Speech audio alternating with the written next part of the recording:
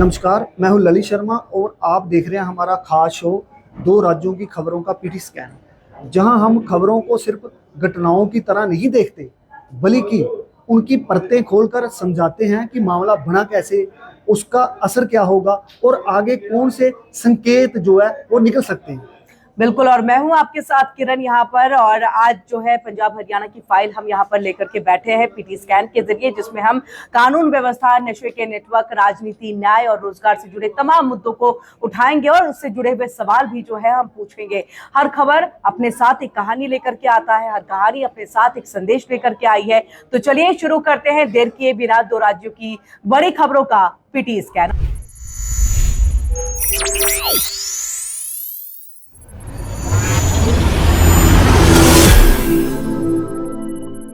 और सबसे पहले ललित जी किस पे नजर डालेंगे? पहली खबर किरण गुरदासपुर से है। गुरदासपुर में एक एएसआई और होमगार्ड की हत्या के मामले के बाद गुरदासपुर एएसआई होमगार्ड की हत्या के बाद पुलिस ने सुरक्षा बढ़ाने के नाम पर कई जगह बैरिकेडिंग कर दी, थानों की ओर से जाने वाले रास्ते बंद कर दिए। इसी दौरान जो वहां के सांसद है, कांग्रेसी सांसद है जो सुखजिंदर सिंह रंधावा है, वो रात को हालात का जायजा लेने डेरा बाबा नानक थाने के रास्ते पहुंचे, लेकिन वो उनको रास्ता बंद मिला। विवाद शुरू हो गया। रंधावा ने मौके पर पुलिस कर्मियों से सवाल किया कि जब एक सांसद रात में सड़कों पर निकल सकता है तो पुलिस गश्त में क्यों नहीं दिख रही? बिल्कुल, देखिए यहाँ पर एक सही सवाल भी उठाया गया है, लेकिन इसके पीछे राजनीति भी है यहाँ पर ललित जी, और इस बात को बखूबी समझना है क्योंकि पंजाब में चुनाव होना है। ऐसे में सरकार को कटघरे में खड़ा करने की एक तरह से अपनी तैयारी है और एक सीधे तौर पर नो डाउट इसमें जो है सरकार और साथ में जो प्रशासन है, पुलिस प्रशासन है, उनकी बहुत बड़ी गलती है, उनकी लापरवाही है ये कि इस तरह से एएसआई और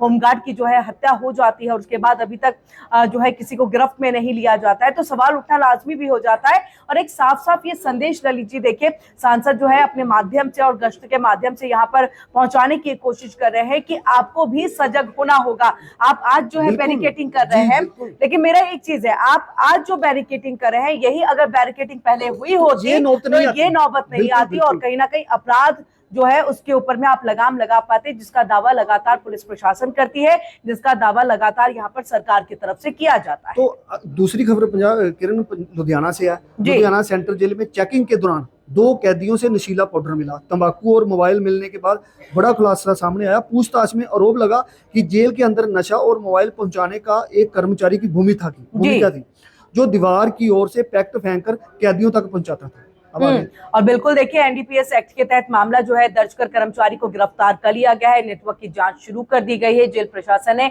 इस कार्रवाई को सुरक्षा व्यवस्था की एक मजबूती का हिस्सा भी बताया है। खबर इसलिए भी गंभीर हो जाती है क्योंकि देखिए जेल जहां सुधार का एक स्थान माना जाता है, वहीं अगर नशा और मोबाइल पहुंच रहे हैं तो ये पूरे सिस्टम की चौकसी पर सवाल बन जाता है। आप तो पंजाब के ही है ललित जी, मैं सवाल आपसे सवाल पूछूंगी। आप बार बार सवाल उठाते हैं, आज मेरा सवाल, आप पंजाब के ही है इसलिए मेरा सवाल आपसे ये है क्योंकि ये कोई पहला मामला नहीं है। हाँ। ऐसे कई मामले सामने आ चुके हैं। लगातार जो है जेल प्रशासन के ऊपर में सवाल भी उठते रहे कि संदिग्ध सामान, मोबाइल, चार्जर, सिम कार्ड आखिरकार पहुंचते कैसे हैं इनके पास में। अगर एनडीपीएस एक्ट के तहत ये मामला दर्ज हो रहा है तो अपने आप में एक बहुत बड़ी लापरवाही और कहें कि विडंबना है ये हमारे देश की। मैं किरण आपको बताता हूँ, अब जो पंजाब सरकार है, पंजाब सरकार ने जेल में जो नशा पहुंचता था, जो मोबाइल पहुंचते थे, पहले बड़े स्तर पर पहुंचते थे। अरे सर कमी हुई है इसमें, बहुत मतलब इतनी कमी हुई है। सरकार ने इतनी सख्त कार्रवाई की है, अब नामात्री कहीं से कोई घटना मिलती है। अब बड़े टाइम के बाद ये घटना देखने को मिल रही है। आप भी पंजाब को अच्छी तरह समझ दिया, खबरें देखती रहती हैं। कहाँ पहले खबर कहाँ आई थी? आज मैंने जब तक पंजाब को कवर किया है तब तक मैंने यही देखा है कि मतलब इस तरह की घटनाएं आम सी हो गई थी। हर आए दिन जो है जेल में नशे का कारोबार जो है वो धड़ल्ले से जारी था। बाहर से जो है पैकेट फेंक दिया जाता था और वो पैकेट की बरामदगी होती थी। तो मैंने तो ऐसी कई घटनाएं जो है वो पढ़ी है। लेकिन हाँ, अगर हाल फिलहाल के वक्त में आप कमी कह रहे हैं, बिल्कुल बहुत बड़ी कमी आई है, लेकिन आज फिर ये आई है खबर सामने, तो सरकार इसमें गंभीर एक्शन लेगी जी। तो बिल्कुल। अब तीसरी खबर की तरफ हम आगे बढ़ लेते हैं यहाँ पर। और तीसरी खबर में देखिए निहंगों की चिट्टा मुक्त गांव मुहिम और पैरेलल एक्शन की चेतावनी जो है वो जारी की गई है, वो खबर है यहाँ पर। और अपने आप में बहुत बड़ी और अहम खबर है ये कि किस तरह से पंजाब में नशे के खिलाफ जारी सरकारी अभियान के बीच में जो निहंग सिंह है अपनी एक अलग से मुहिम शुरू करने का वो ऐलान कर चुके हैं। ऐसे में देखिए, मैं अगर बात करूं यहाँ पर, मुझे लग रहा है 3-4 मुहिम एक साथ पंजाब के अंदर में है। राज्यपाल की अपनी मुहिम चल रही है, सरकार की अपनी मुहिम चल रही है, अब निहंग सिंहों की तरफ से जो है अपनी एक मुहिम चलाई जा रही है। लुधियाना के जो गांव तलवंडी है, इसमें मुहिम की शुरुआत कर दी है, जहां कुछ संदिग्ध तस्कर मौके से भाग गए। खबर इसलिए बनी क्योंकि ये दिखाता है कि नशे के खिलाफ लड़ाई में जनता का गुस्सा अब सीधे मैदान पे उतर आया है। मतलब जो लोग हैं वो भी सरकार का साथ दे रहे हैं, इसलिए निहंग सिंह का वो मैदान में आ गए हैं। अब वो भी लोगों को पकड़ के पुलिस के हवाले करेंगे। अब मुझे लगता है पंजाब से नशा कम होगा और कम होगा। होना भी यही चाहिए था, क्योंकि पंजाब को हमेशा से नशा मुक्त करने के लिए तमाम सरकारों की तरफ से दावे जरूर किए जाते हैं, लेकिन अब अगर 3 तरफ से इस तरह का अगर नशे के ऊपर में वार हो रहा है तो संभवतः, और आपने जिस तरह से कहा कि लोगों में भी इसको लेकर के एक सजगता आई है, जागरूकता आई है, और वो भी गुस्से में है कि नशा आखिरकार पंजाब में इतने धड़ल्ले से बिक कैसे रहा है। अगर बिक रहा है वो युवाओं को यहाँ पर देखिए उसमें जकड़ रहा है, और युवा जो है अपने भविष्य के साथ खिलवाड़ कर रहे हैं। तो मुझे लग रहा है ये 3 तरफ का वार इस पर जरूर असर करेगा। किरण, आपकी बात में थोड़ी सी काटना चाहेंगे आप? काटना नहीं, मैं आपकी बात से थोड़ा सा और इत्तेफाक रखूंगा। अच्छा, इत्तेफाक रखेंगे, एग्री करेंगे। गांव में अब गांव में सरकार की तरफ से कमेटियां बनी हैं, लोग भी आगे आ रहे हैं इसके। अच्छा, ये मतलब गांव स्तर पर सरकार ने कुछ कमेटियां बनाई है, उसमें उनको लगता है लोगों को जो बंदा हमारे गांव को तबाह कर रहा है उसकी वो चुपचाप जानकारी पुलिस को दे देते हैं, और पुलिस आगे मतलब उसका जो जानकारी देता उसका नाम खुलासा नहीं करते। ये अपने आप में एक बहुत बड़ी और अच्छी मुहिम जो है वो सरकार की तरफ से शुरू की गई है, और मुझे लग रहा है इसका जो रिजल्ट है, नतीजा जो है वो जल्द ही हमें आने वाले दिनों में भी जो है वो प्रॉपर वे में एक जो है वो दिखाई देगा। ये अपने आप में बहुत बड़ी बात है। तो किरण, अगली खबर जो चौथी खबर है वो है नेट यूजीसी 2006 की पात्रता कट। नेट यूजीसी 2026 की पात्रता शर्तों में बदलाव के बाद अब ओपन स्कूलिंग NIOS में पढ़ाई करने वाले छात्रों के लिए MBBS का रास्ता सरकार ने खोल दिया है। नए नियमों के अनुसार बोर्ड की बजाय विषयों की प्राथमिकता दी जाएगी, और फिजिक्स, केमिस्ट्री और बायोलॉजी और इंग्लिश के साथ 12वीं पास जो छात्र वो इसमें जो है वो हिस्सा ले सकेंगे। जी, और बिल्कुल देखिए यहाँ पर इससे पहले जो है पात्रता को लेकर के कोर्ट में लंबित मामलों के कारण छात्रों में एक भ्रम जो है वो बना रहता था, लेकिन अब नियम जो है स्पष्ट कर दिए गए हैं, और वाकई हर चीज जो है वो तस्वीर क्लियर होनी चाहिए। तो नियम स्पष्ट है यहाँ पर। ऐसे में विशेषज्ञों का जो है वो कहना है कि हजारों छात्रों को बराबरी का मौका मिलेगा, जो कि छात्रों के लिए बहुत बड़ी खुशखबरी है।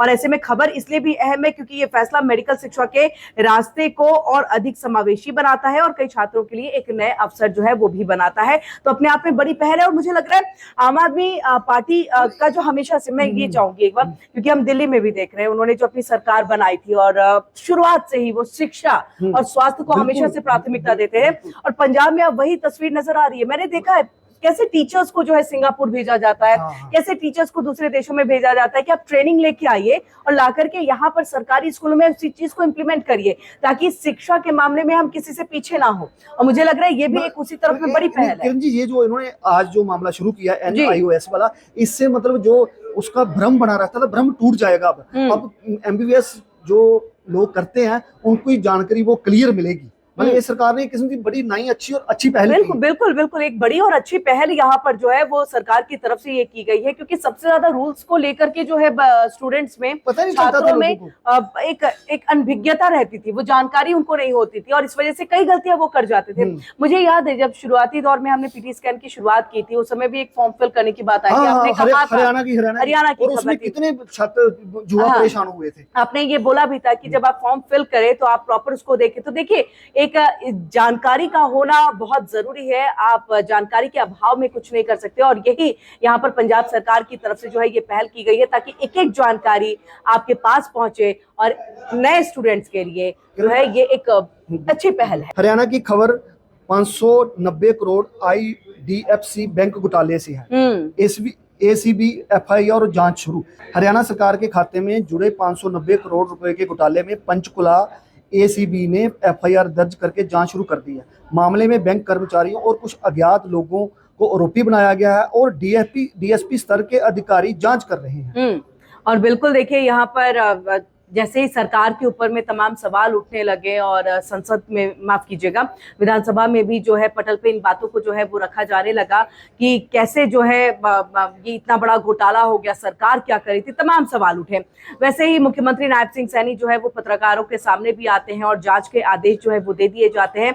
उनका ये भी कहना होता है कि जिस तरह से ये घोटाला हुआ और जितने बड़े रकम में, तो ऐसे में सरकार इसके लिए जो है भरपाई करने को भी तैयार है। बड़ी खबर ये इसलिए है, हाँ, खबर इसलिए बड़ी है क्योंकि सरकारी खातों में जुड़ी वित्तीय गड़बड़ी प्रशासनिक भरोसे पर सीधा असर डालती है। बिल्कुल, और इसीलिए सरकार ने ये कहा कि जो भी गड़बड़ी हुई है, जो भी पैसे में यहाँ पर जो घोटाला है या जो चीजें इधर उधर हुई हैं, उन सब की भरपाई के लिए सरकार अपनी तरफ से जो है उन पैसों को पूरा करेगी। सीएम का कहना है कि जो लोग जिन लोगों पे आरोप लगे हैं, जांच के बाद जो साबित होंगे, जिन पे इल्जाम साबित है, उनको बख्शा नहीं जाएगा। बिल्कुल, यहाँ पर तो ये सीधे तौर पर बड़ी बात है कि एक तरफ से जो बैंक को क्या नुकसान होता है, जो वहां पर अपने खाते खोले रखते हैं, उनको जो नुकसान पहुंच रहा था, उसको यहाँ पर सरकार जो है कम करने की, और साथ में जो इसके लिए जवाबदेही है जिनकी बनती है, जो अपराधी है, जो कहे कि जिन्होंने गलती की है, उन पर ठोस कार्रवाई जो है वो की जाएगी। अब दूसरी खबर भी किरण हरियाणा की इसी संबंध में। हरियाणा विधानसभा में बैंक घोटाले पर जोरदार बहस हुई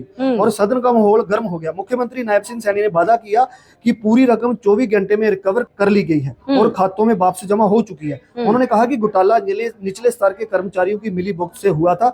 विपक्ष ने जवाबदेही पर सवाल उठाए। देखिए, इसी चीज को हमने शुरुआती दौर में ही कह दिया कि किस तरह से नायब सिंह सैनी मुख्यमंत्री जो है मीडिया के सामने आते हैं, क्योंकि विधानसभा के पटल पर इसको बहुत जोरदार तरीके से रखा गया। और देखिए, विपक्ष का काम भी होता है, अगर कुछ राज्य के अंदर में गलतियां हो रही हैं, कमियां हो रही हैं, तो वो उस चीज को विधानसभा के पटल पर उठाए। और ये लोकतंत्र की मजबूती है, जो लोकतंत्र की मजबूती हमें यहाँ पर देखने को मिली। और यही वजह है, अगर विपक्ष सवाल नहीं उठाता तो संभवतः इतने गंभीर नहीं होते। ये भी चीजें उनको बयान देना पड़ा कि जो 24 घंटे के अंदर रिकवरी हो चुकी है। तो ये लोकतंत्र की जीत है, ये विपक्ष स्ट्रांग है, मजबूत है। इसलिए कहते हैं कि देश में विपक्ष का स्ट्रांग होना बहुत जरूरी है। अब तीसरी खबर हरियाणा से करना, अच्छी खबर कह सकते हैं इसको। हरियाणा की खबर कह सकते हैं का क्या मतलब है? अच्छी खबर है या नहीं? अच्छी खबर है, अच्छी खबर है, कह रहा हूं, अच्छी खबर है। हरियाणा में अब ट्रांसजेंडर व्यक्ति भी HCS और अन्य सरकारी नौकरियों के लिए आवेदन कर सकेंगे, क्योंकि भर्ती फार्म में थर्ड जेंडर का विकल्प जोड़ दिया गया है। ये बदलाव हाईकोर्ट के निर्देश के बाद किया गया है, ताकि सरकारी भर्तियां समान अवसर तय कर सकें। बिल्कुल, और देखिए, ये वाकई बहुत अच्छी खबर है। ये समानता का एक तरह से अधिकार है, और जिस तरह से एक कहें कि डिमोरलाइज किया जाता था ट्रांसजेंडरों को, या फिर उन्हें एक ही काम के लिए जो है, मतलब कहते थे कि वो सड़क पे रहते थे और गाड़ियों को रोक करके जो है वो पैसे मांगा किया करते थे। ठीक है, ये कभी पहले के जमाने में हुआ करती थी चीजें, लेकिन अब के वक्त में जो है वो भी देश के नागरिक हैं और उनको भी वही तमाम सुविधाएं मिलनी चाहिए जो आपको, हमको, चाहे किसी भी वो लिंग के हो, उसे कोई मतलब नहीं होना चाहिए, सबको मिलनी चाहिए। और वही अब ट्रांसजेंडरों के लिए भी हो रहा है। देखिए, हाईकोर्ट का बड़ा अच्छा निर्देश, बहुत हाईकोर्ट का बड़ा अच्छा फैसला। बिल्कुल, इससे सबको आगे बढ़ने के समान मौका मिलेगा यहाँ पर। और ऐसे में ये बहुत अच्छी खबर है जो ट्रांसजेंडरों के लिए है, और संभवतः जो चाहते हैं कि देश में विकास हो, राज्य में विकास हो, तो ऐसे में सबका विकास होना बहुत जरूरी होता है, और इसी दिशा में ये कदम है। किरण, चौथी खबर है जो वो हरियाणा की, मतलब उम्र कैद से संबंधित है। हरियाणा की चौथी खबर, पोती से दुष्कर्म केस, कोर्ट ने दोषी दादा को उम्र कैद दी। फतेहाबाद के फास्ट ट्रैक कोर्ट ने 9 साल की बच्ची के साथ दुष्कर्म के मामले में दोषी दादा को उम्र कैद की सजा सुनाई और 2 लाख का जुर्माना सुनाया। देखिए, हमारे समाज में क्या हो रहा है किरण जी, मतलब इतनी सोच जी, इतनी मतलब घिनौनी हो चुकी है कि मतलब बच्ची को भी नहीं छोड़ते वो। लेकिन आगे कोर्ट ने फिर उसको अच्छी सजा सुनाई है। नहीं, कोर्ट ने सजा सुनाई है, लेकिन ये मुझे लग रहा है कि ये हमारे समाज के अंदर में एक कुरीति जो है वो बस गई है, और संभवतः हमें बोलने में यहाँ पर जो है एक शर्मिंदा होना पड़ रहा है कि हम इस तरह से एक छोटी बच्ची की खबर जो आप तक पहुंचा रहे हैं। हमें खबर पढ़ने मुझे लग रहा है हमारे व्यूअर्स को ये सुनने में बहुत बुरा लग रहा होगा। हमें खबर पढ़ने में मतलब दिक्कत हो रही है, लेकिन जो लोग ये करते हैं, इतना कृत्य, इतना मतलब, और ऐसी कई घटनाएं होती है। मुझे लग रहा है ये समाज को सुधारने की जरूरत है। इसमें कानून के जरिए तो आप एक उनमें डर पैदा कर सकते हैं, लेकिन कहीं ना कहीं समाज को सुधारने की आवश्यकता है। ये संस्कार जो है वो शुरुआत से ही घर से मिलने चाहिए, ये भी बहुत जरूरी है। और चाहे वो छोटी बच्ची मासूम बच्ची क्यों ना हो और बड़े से बड़ी बुजुर्ग ही महिला क्यों ना हो, लेकिन इस कुकृत्य के लिए किसी भी तरह से जो है आपको कोई राइट्स नहीं, कोई अधिकार नहीं मिलता है कि आप इस तरह की घिनौनी हरकत को अंजाम देंगे। और अगर अंजाम देंगे तो कानूनी तौर पर तो आपके ऊपर में कार्रवाई होगी, आपको सजा जरूर दी जाएगी, लेकिन समाज को भी अब इन सब ऐसे लोगों का बाइकॉट जो है वो कर देना चाहिए। और यही सबसे बेहतर और सबसे सही उदाहरण जो है वो सामने- ऐसे लोगों को जैसे अदालत ने बाइकआउट कर सख्त दीजिए। सजा दी है, बिल्कुल। 2-3 लोगों को ऐसी सख्त सजा मिले तो ये घटनाएं भी कम हो जाएंगी। बिल्कुल, घटनाएं कम होनी चाहिए और डर एक कानून का तो होना ही चाहिए, लेकिन समाज का डर भी होना चाहिए। तो किरण, आज पीटी स्कैन में इतना था, 8 खबरें डाली थी मैंने जी, इतना, आज 8 खबरें डाली थी। वो तो अंत में आज के पीटी स्कैन में धमकियों से लेकर हत्या और सियासत से लेकर सिस्टम तक कई परतें खुली। सवाल यही है कि घटनाएं सिर्फ खबर है या बड़ा संकेत? बिल्कुल। और यहाँ पर देखिए कि हर खबर को हमने जो है डिटेल में जाना, समझा और आपको समझाने की कोशिश भी की है। लेकिन अगर इसको लेकर के आपका कोई फीडबैक है तो आप अपना फीडबैक जरूर हमें कमेंट सेक्शन बॉक्स में दीजिएगा, उसे हम यहाँ पर जरूर लेकर के आएंगे। और अगर आपकी तरफ से की भी कोई खबर है जो आप चाहते हैं कि हम जो है पंजाब हरियाणा के डिजिटल प्लेटफॉर्म पर, इंडिया डेली के डिजिटल प्लेटफॉर्म पर रखें, तो वो भी हम जरूर यहाँ पर देंगे। तो आप अपनी बातों को, अपने सजेशंस को यहाँ पर लिखना बिल्कुल भी ना भूलें। अपना प्यार जरूर दें, सब्सक्राइब करें, बेल आइकन दबाएं और हम दोनों को इजाजत दीजिए। नमस्ते। देखिए इंडिया डेली 24/7 अब आपकी स्मार्ट टीवी पर। इंडिया डेली मौजूद है सभी डिजिटल प्लेटफॉर्म पर लाइव और लगातार। इंडिया डेली 24/7 हर दिन राष्ट्र को समर्पित।